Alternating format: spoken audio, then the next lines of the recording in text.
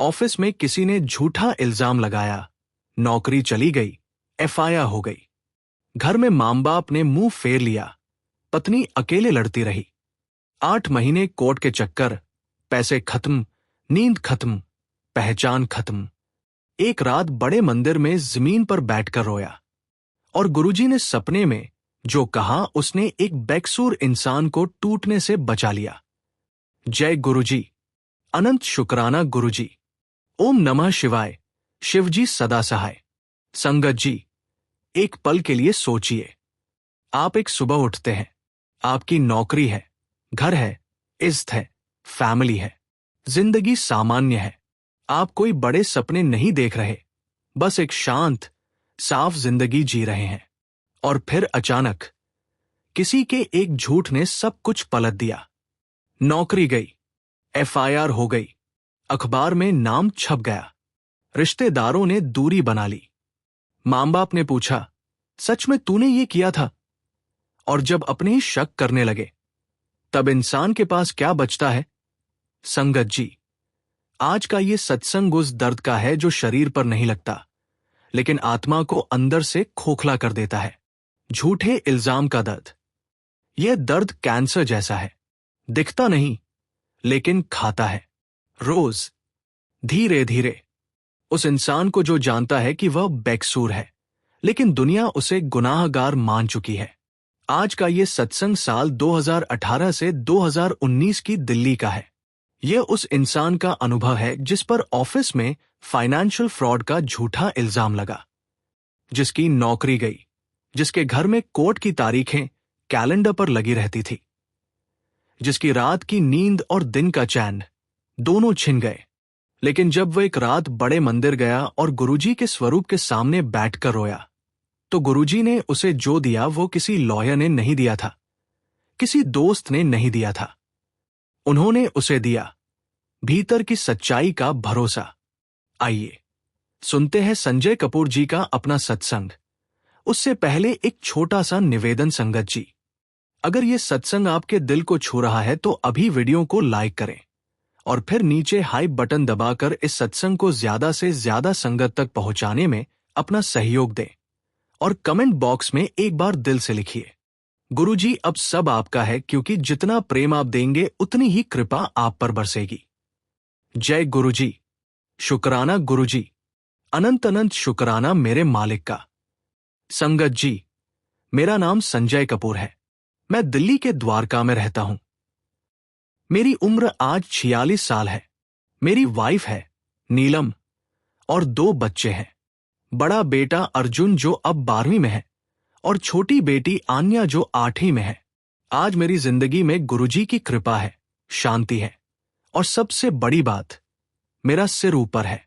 लेकिन एक समय था जब मैं सड़क पर भी नजरें नीची करके चलता था, जब मेरे अपने मोहल्ले में लोग मुझे देखकर रास्ता बदल लेते थे, जब मेरे बच्चों के स्कूल में टीचर्स उनसे अजीब तरह से बात करते थे। उस समय को मैं नहीं भूल सकता, लेकिन उस समय में गुरुजी ने जो किया उसे भी नहीं भूल सकता। संगत जी, पहले थोड़ा बैकग्राउंड। मैं एक मिड साइज कंपनी में फाइनेंस डिपार्टमेंट में काम करता था। करीब 12 साल से एक अच्छा ट्रैक रिकॉर्ड था, बॉस का ट्रस्ट था, टीम में रिस्पेक्ट था। 2018 में कंपनी में एक नया सीएफओ आया, उसके साथ उसके अपने लोग भी आए। धीरे धीरे पुराने लोगों को किनारा किया जाने लगा। मुझे भी कुछ महीनों में समझ आने लगा कि माहौल बदल रहा है। फिर एक दिन अचानक एचआर ने बुलाया, कहा कि मुझ पर एलिगेशन है कि मैंने कंपनी के अकाउंट्स में हेरफेर की और एक वेंडर के साथ मिलकर कंपनी को फाइनेंशियल नुकसान पहुंचाया। संगत जी, मैंने वो सेंटेंस सुना और मेरे पांव के नीचे से जमीन खिसक गई। मैंने कहा, ये क्या कह रहे हैं? मैंने ऐसा कुछ नहीं किया। एचआर ने कागज सामने रख दिए। डॉक्यूमेंट्स थे जिसमें मेरे नाम से मेरे साइन जैसे दिखने वाले कुछ पेपर्स थे। मेरे ईमेल आईडी से कुछ ट्रांजैक्शंस की डिटेल्स थी। मुझे उसी दिन सस्पेंशन लेटर दे दिया गया और 2 दिन बाद एफआईआर। संगत जी, अगर आप किसी बात से डरते हो तो एक काम करिए, उससे बड़ी कोई मुसीबत आने दीजिए। छोटे डर अपने आप गायब हो जाते हैं। मुझे लगा था कि जिंदगी में सबसे मुश्किल समय तब था जब पापा की तबीयत खराब थी, जब घर में पैसे की तंगी थी, जब जॉब इंटरव्यूज में रिजेक्शन मिलती थी। लेकिन वे सब तकलीफें असली थी। उनमें एक दुश्मन था, मुसीबत। उसका सामना करते थे। यहां दुश्मन कोई था ही नहीं जिसे देख सकूं। एक झूठ था, कागजों पर, नामों में, सिस्टम्स में, और मैं खड़ा था, हाथ में कुछ नहीं, ये साबित करने की कोशिश में कि मैंने वो नहीं किया जो मैंने किया ही नहीं था। ये सबसे एग्जॉस्टिंग लड़ाई है संगत जी। वो लड़ाई जो आप फाइट नहीं करते, जो आप पर आती है। घर पर बताना पड़ा। नीलम ने सुना, उनकी आंखें भर आई, लेकिन उन्होंने एक भी पल शक नहीं किया। उन्होंने कहा, मैं जानती हूं तुमने नहीं किया। वो एक वाक्य उस रात मेरी सबसे बड़ी ताकत था। लेकिन जब माँ पापा को बताया, वे गुड़गांव में रहते थे, उनके पास फोन करके बताया, तो पापा बहुत देर चुप रहे। फिर बोले, ये कैसे हुआ? तुम वहां क्या करते थे? उस एक सवाल में शक था। मां रोने लगी। उन्होंने कुछ नहीं कहा, लेकिन रोना बहुत कुछ कहता है। मोहल्ले में किसी को बताया नहीं था, लेकिन बात फैलती है। एक हफ्ते में पता चलने लगा। कुछ नेबर्स ने फॉर्मल सिंपैथी दी, कुछ ने डिस्टेंस बना लिया। एक पड़ोसी जो रोज सुबह चाय पीने आते थे, उन्होंने अचानक वह आना बंद कर दिया। और बच्चों को, वे तब 9वीं और 6ठी में थे, स्कूल में बच्चों ने बातें सुनाई। एक दिन अर्जुन घर आया और सीधे अपने कमरे में चला गया। खाना नहीं खाया। उस रात मैं उसके कमरे में गया। उसने मुझे देखा और कहा, पापा, आपने ये नहीं किया ना? संगत जी, एक बाप के लिए ये सवाल। अपने बेटे की आंखों में मैं उसके पास बैठ गया, उसका हाथ पकड़ा और कहा, नहीं बेटे, नहीं किया, लेकिन आवाज कांप रही थी। संगत जी, सत्संग आगे जारी रहेगा, परंतु पहले एक अत्यंत महत्वपूर्ण सेवा संदेश आपसे विनम्रतापूर्वक साझा करना आवश्यक है। इस चैनल का उद्देश्य केवल कथन, उपदेश या प्रेरणा देना नहीं है, बल्कि वास्तविक धरातल पर जीवन बदलने वाली सेवा को निरंतर चलाना है। इस समय यहां एक निरंतर अन्न सेवा संचालित हो रही है, जिसमें ऐसे जरूरतमंद भाई बहनों, श्रमिक परिवारों और छोटे छोटे मासूम बच्चों तक भोजन पहुंचाने का प्रयास किया जाता है, जो कई बार खाली पेट सोने को मजबूर हो जाते हैं। संगत जी, एक प्लेट भोजन किसी के लिए सिर्फ खाना होता है, लेकिन किसी के लिए जीवन की उम्मीद, सुरक्षा और दुआ बन सकता है। अगर आपका हृदय इस सेवा से जुड़ना चाहे, तो आप अपनी श्रद्धा और भाव के अनुसार इस पवित्र कार्य में सहभागिता कर सकते हैं। शास्त्रों में स्पष्ट कहा गया है, सेवा वह पुण्य है जो मनुष्य के कर्म भंडार को उज्ज्वल करता है और अदृश्य संकटों को दूर करता है। किसी के पेट में भोजन पहुंचना मात्र कर्म नहीं, बल्कि ईश्वर तक पहुंचा प्रेम संदेश है। कहते हैं कि सेवा में दिया गया अन्न दुआ बनकर लौटता है और जीवन की राहों को सहज बनाता है। जब स्क्रीन पर QR कोड दिखाई दे, तो इस सरल प्रक्रिया का पालन करें। जैसे ही QR कोड दिखे, उसका स्क्रीनशॉट ले लीजिए। अपने मोबाइल की गैलरी खोलकर वही इमेज सिलेक्ट करें। अपने किसी भी UPI ऐप में स्कैन फ्रॉम गैलरी विकल्प चुनें। श्रद्धा अनुसार सेवा राशि भेजकर अन्न सेवा सहयोग पूर्ण करें। आप अपनी भावना के अनुसार सेवा राशि से जुड़ सकते हैं। अगले 8 महीने मेरी जिंदगी का सबसे लंबा अध्याय था। लॉयर मिला, केस चला, तारीखें मिलती रहीं। एक तारीख, दूसरी, तीसरी, कोर्ट का यही रूटीन होता है। लेकिन जो इंसान डॉक में खड़ा होता है, उसके लिए हर तारीख एक पूरा जीवन होती है। पैसे खर्च होने लगे, सेविंग्स जाने लगी, नौकरी तो थी नहीं। ने अपनी पुरानी एम्ब्रॉयडरी वापस शुरू की। वो पहले घर से थोड़ा काम करती थी। उन्होंने उसे सीरियसली लेना शुरू किया। मैंने कुछ फ्रीलांस अकाउंटिंग वर्क ढूंढी जो मुझे मिली भी, लेकिन जो भी आता था वो केस की फीस में जाता था। रात को नींद नहीं आती थी, लेट जाता था, छत देखता था और माइंड में सिनारियोस चलते रहते थे। अगर केस हार गए, अगर जेल हो गई, अगर बच्चों का फ्यूचर बर्बाद हो गया, अगर नीलम को ये सब उठाना पड़ा। ये थॉट्स एक जाल थे। जितना निकलने की कोशिश करो उतना फंसते जाओ। कुछ महीनों में मेरा वजन घट गया, चेहरा उतर गया। एक दिन नीलम ने कहा, तुम आईने में खुद को देखो। मैंने देखा, पहचाना नहीं। वो रात अक्टूबर 2018 की थी। कोर्ट में उस दिन कुछ ऐसा हुआ जिसने मुझे भीतर से तोड़ दिया। कंपनी की तरफ से एक गवाह आया था। उसने कोर्ट में ऐसी बातें कहीं जो पूरी तरह फैब्रिकेटेड थी। बहुत कॉन्फिडेंट तरीके से, बहुत प्लान तरीके से। मेरे लॉयर ने कहा, घबराइए मत, हम इसे काउंटर करेंगे। लेकिन उस दिन कोर्टरूम में बैठे बैठे मुझे पहली बार यह डाउट आया, क्या सच्चाई हमेशा जीतती है? क्या सिस्टम हमेशा सही को सही कहता है? क्या झूठ इतना मजबूत हो सकता है कि सच उसके सामने कमजोर पड़ जाए? घर आया, बच्चे सो गए। नीलम ने खाना रखा लेकिन मैंने हाथ नहीं लगाया। उन्होंने बिना कुछ कहे प्लेट हटा दी। रात को करीब 11:30 बजे मैं घर से निकला। नीलम को नहीं बताया, बस निकला। पैदल चलता रहा, बड़े मंदिर की तरफ। संगत जी, बड़े मंदिर के बाहर उस रात भीड़ नहीं थी। अंदर का मुख्य हॉल उस टाइम के लिए बंद हो गया था, लेकिन बाहर का वह एरिया था जहां रोशनी थी, शांति थी। मैं वहां जाकर बैठ गया, जमीन पर, सीधे जमीन पर। बहुत देर तक कुछ नहीं किया, बस बैठा रहा। फिर धीरे धीरे रोना आया। आंसू नहीं, रोना। वो रोना जो आवाज के साथ आता है, जो बॉडी को हिलाता है, जो सालों की चुप्पी के बाद निकलता है। मैंने कहा, और यह पहली बार था कि मैंने गुरुजी से कुछ कहा इतनी सच्चाई से, गुरुजी, मैंने कुछ नहीं किया। आप जानते हैं, सिर्फ आप जानते हैं। दुनिया नहीं मानती, माँ पापा शक करते हैं, कोर्ट में झूठ बोला जा रहा है, मेरे बच्चे सवाल पूछते हैं, मेरी वाइफ अकेले लड़ रही है, और मैं टूट रहा हूं गुरुजी। हर रात थोड़ा और टूट रहा हूं। फिर एक पल रुका, और फिर वह बात कही जो मैंने पहले कभी किसी से नहीं कही थी। गुरुजी, मुझे डर है कि अगर ये लड़ाई हार गया तो मैं अपने बच्चों को मुंह नहीं दिखा पाऊंगा। मुझे डर है कि अगर जेल हो गई तो नीलम अकेली रह जाएगी। मुझे डर है कि सच कभी साबित नहीं होगा। संगत जी, ये कन्फेशन था, पूरा, खुला, बिना किसी फकेट के।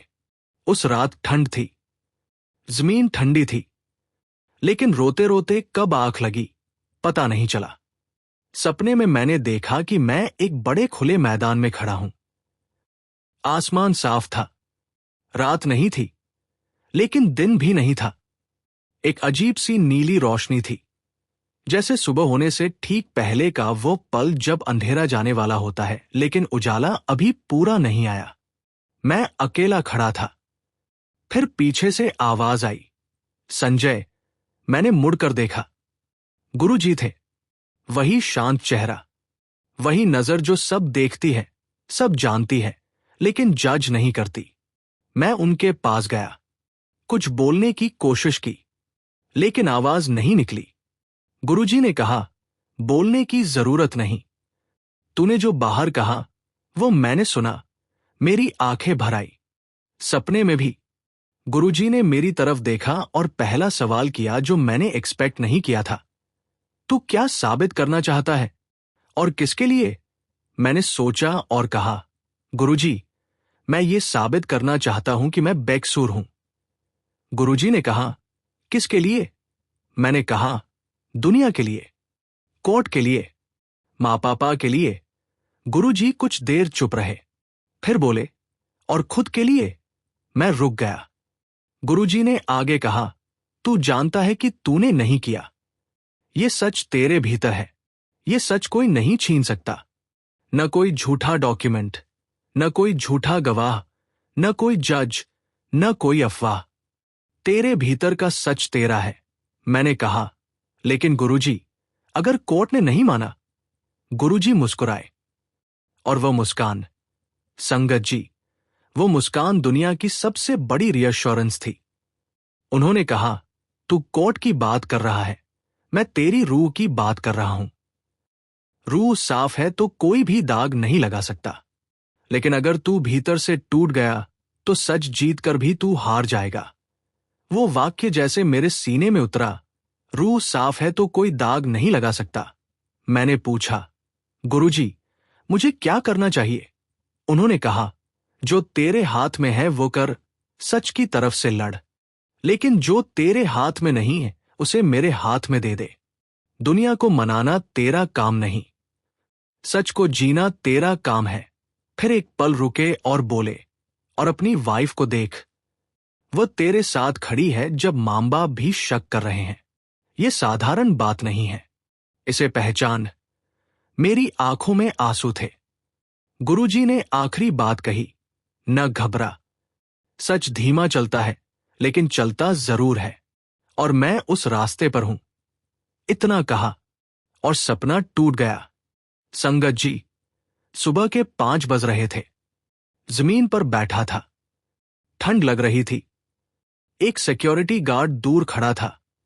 उसने मुझे देखा लेकिन कुछ नहीं कहा। मैं उठा, शरीर अकड़ा हुआ था, लेकिन भीतर, संगत जी, भीतर कुछ हल्का था। वो पत्थर जो महीनों से सीने पर रखा था, उसका वजन थोड़ा कम लग रहा था। मैं पैदल घर की तरफ चला। रास्ते में एक चाय वाले की दुकान खुल रही थी। मैं वहां रुका, एक कप चाय ली। उस चाय का स्वाद महीनों में पहली बार महसूस हुआ। घर पहुंचा, दरवाजा खोला। नीलम जाग रही थी। उनके चेहरे पर रात भर की चिंता थी। उन्होंने बस इतना पूछा, कहाँ थे? मैंने कहा, बड़े मंदिर। उन्होंने कुछ नहीं कहा, बस उठकर रसोई में चली गई और 2 मिनट बाद एक गिलास गर्म दूध लेकर आई। संगत जी, उस गिलास में नीलम का सारा प्यार था। उस रात के बाद कुछ बाहर से नहीं बदला। केस अभी चल रहा था, कोर्ट की तारीखें अभी आती थी, पैसों की तंगी अभी थी, लेकिन मैं बदल गया था। गुरुजी ने कहा था, जो तेरे हाथ में है वो कर, जो नहीं है उसे मेरे हाथ में दे दे। मैंने यही किया। जो मेरे हाथ में था, लॉयर को सही डायरेक्शन देना, सबूत ढूंढना, हर डॉक्यूमेंट को ध्यान से चेक करना, यह मैं पूरी ताकत से करने लगा। पहले मैं केस की मीटिंग्स में थका हुआ, डिफीटेड होकर जाता था। अब फोकस्ड होकर जाता था। जो मेरे हाथ में नहीं था, दुनिया की राय, माँ पापा का शक, रिश्तेदारों की दूरी, जज का फैसला, उसे मैंने गुरुजी के हाथ में रख दिया। लिटरली, हर रात सोने से पहले मन ही मन कहता, ये मेरे हाथ में नहीं है मालिक, ये आपके हाथ में है। और संगत जी, ये कोई एस्केप नहीं था, ये सबसे बड़ी प्रैक्टिकल विजडम थी। क्योंकि जो इंसान उन चीजों की चिंता में एनर्जी खर्च करता है जो उसके हाथ में नहीं है, वो उन चीजों पर ध्यान नहीं दे पाता जो उसके हाथ में है। 3 महीने बाद केस में एक टर्निंग पॉइंट आया। मेरे लॉयर ने एक पुराने एम्प्लॉय को ढूंढा जो उसी कंपनी में था और जिसे उसी सीएफओ ने गलत तरीके से निकाला था। उसके पास कुछ इंटरनल ईमेल्स थी जो शो करती थी कि यह पूरा सेटअप प्लान था। मुझे नहीं, बल्कि सीएफओ के करीबी लोगों को बचाने के लिए मुझे फंसाया गया था। वह एविडेंस केस में सबमिट हुआ। कोर्ट में माहौल बदला। जज ने कंपनी की तरफ से पेश किए गए डॉक्यूमेंट्स पर सवाल उठाए। हियरिंग के बाद लॉयर ने बाहर आकर कहा, संजय जी, मुझे अब कॉन्फिडेंस है। 5 महीने बाद, मार्च 2019 में, कोर्ट ने मुझे कंप्लीटली एक्विट किया। Not guilty. संगत जी, वो फैसला सुनते समय मैं कोर्ट में खड़ा था। जज ने ऑर्डर पढ़ा। मेरे लॉयर ने मेरा हाथ दबाया। नीलम मेरे पीछे बैठी थी। मैंने पीछे मुड़कर नीलम को देखा। उनकी आंखों से आंसू बह रहे थे। चुपचाप। मैंने कोई नाटक नहीं किया, कोई जश्न नहीं मनाया, बस मन में कहा, शुक्राना गुरुजी। लेकिन संगत जी, ये सत्संग यहां खत्म नहीं होता। क्योंकि कोर्ट का एक्विटल मिलना एक बात है और जिंदगी में वापस जगह बनाना दूसरी बात। जो लोग दूर हो गए थे वे ऑटोमैटिकली वापस नहीं आए। कुछ आए, माफी मांगी। कुछ ने फील किया कि हम तो जानते थे तुम सही हो, जबकि हम दोनों जानते थे कि उन्होंने क्या सोचा था। कुछ कभी वापस नहीं आए। माँ पापा आए। पापा ने मुझे गले लगाया और रोए। उन्होंने कहा, माफ कर बेटे। मैंने कहा, पापा आप वही थे जो एक नॉर्मल इंसान उस सिचुएशन में होता। मैं नहीं जानता था कि अगर मेरे बेटे पर ऐसा इल्जाम लगे तो मैं क्या करता। और संगत जी, ये बात मैंने ऑनेस्टली कही, गुस्से में नहीं, परफॉर्मेंस में नहीं, जेन्युइनली। क्योंकि उस 8 महीने में गुरुजी ने मुझे एक और चीज दी थी जो मुझे पता भी नहीं था कि मुझे चाहिए थी, माफ करने की ताकत। जो लोग मुझसे दूर हुए उनके प्रति कड़वाहट नहीं रही। मैं समझ गया कि डर एक पावरफुल इमोशन है। जब किसी के नाम के साथ इल्जाम लग जाता है तो लोग खुद को बचाने के लिए दूरी बनाते हैं। ये ह्यूमन नेचर है, इसमें उनकी बुराई नहीं है। अर्जुन ने एक दिन मुझसे कहा, पापा आप इतने काम कैसे रहे इन सब में? मैंने कहा, एक रात बड़े मंदिर में गया था। उसके बाद थोड़ा आसान हो गया। उसने पूछा, क्यों? मैंने कहा, क्योंकि वहां जाकर समझ आया कि जो मेरे हाथ में है वो करो, बाकी छोड़ दो। अर्जुन ने एक पल सोचा और कहा, यह तो बहुत अच्छी बात है संगत जी। उस दिन मुझे लगा कि शायद ये पूरा अनुभव सिर्फ मेरे लिए नहीं था, शायद मेरे बेटे के लिए भी था। शायद वह भी कहीं ना कहीं ये सीख रहा था। आज मेरी नई नौकरी है, एक छोटी फर्म में। सैलरी पहले से कम है, लेकिन काम ऑनेस्ट है, माहौल क्लीन है। नीलम की एम्ब्रॉयडरी का काम अब प्रॉपर्ली चल रहा है। उनके 3 रेगुलर क्लाइंट्स हैं। अर्जुन पढ़ाई में फोकस्ड है। आन्या को डांस का शौक है और उसे हम परस्यू करने दे रहे हैं।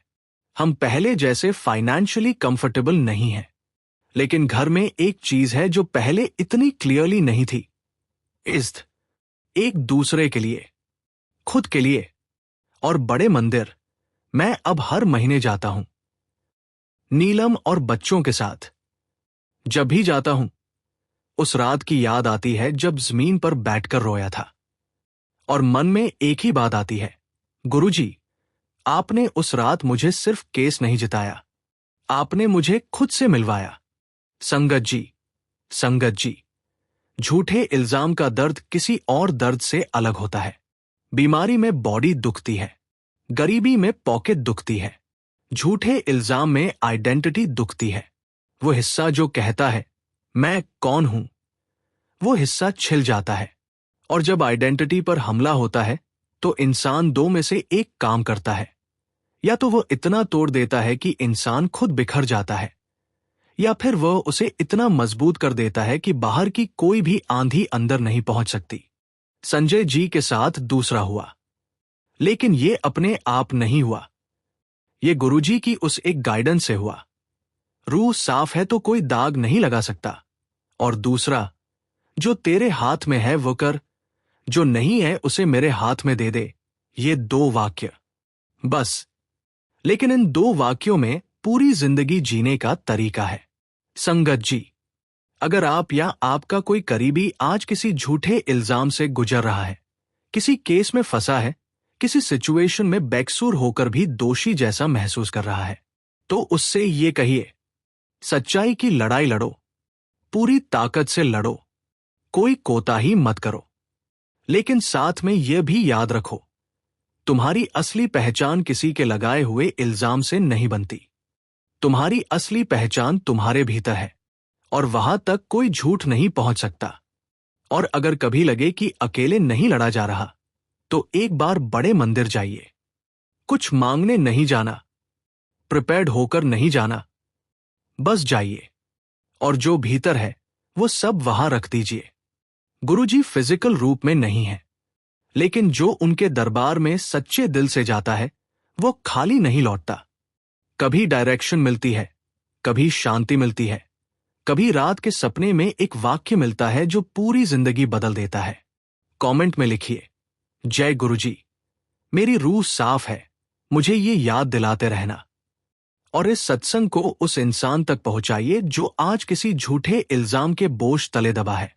उसे बताइए, सच धीमा चलता है लेकिन चलता जरूर है। जय गुरुजी। अनंत शुक्राना गुरुजी। ओम नमः शिवाय। शिवजी सदा सहाय। जय गुरुजी।